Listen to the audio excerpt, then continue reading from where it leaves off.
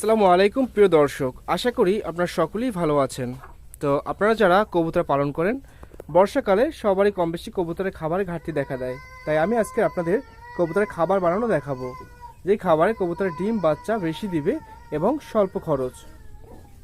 তো প্রিয় দর্শক, বর্ষাকালে যেহেতু চারপাশে কোনো খাবার থাকে না, সাধারণত শুকনার সিজনে আমরা কোলা বলে যেটাকে, সেখানে গিয়ে খাবার খেয়ে আসে। কিন্তু বর্ষাকালে সেই সুযোগটা আর থাকে না, চারপাশে পানি থাকে, যার জন্য কবুতর তেমন একটা খাবার পায় না। তাই আজকের আমি এই ভিডিওতে কবুতরের খাবার বানানো শেখাবো। স্বল্প খরচে ঘরোয়াভাবে আপনি কবুতরের জন্য খাবার বানাতে পারবেন, যা থেকে আপনার কবুতর সুস্থ থাকবে এবং ডিম বাচ্চা বেশি দেবে। তো চলুন শুরু করা যাক। তো সবার ঘরেই কম বেশি ধান থাকে। আমি এখানে ধান নিচ্ছি, এরপর কিছু পরিমাণে গম নিচ্ছি, আর আছে চাল, এটাও সবার ঘরেই থাকে। তো এই তিনটে খাবার যখন মিক্স করে দিবেন, তখন কিন্তু আপনার কবুতর ভালো একটা পুষ্টি পাবে এবং ডিম বাচ্চা দেওয়ার সম্ভাবনা বেশি থাকবে।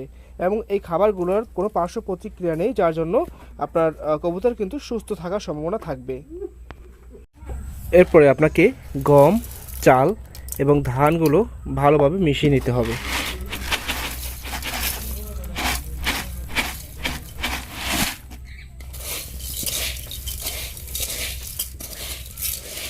এবং এগুলোকে শুকনো অবস্থায় রাখতে হবে, যাতে নষ্ট না হয়ে যায়।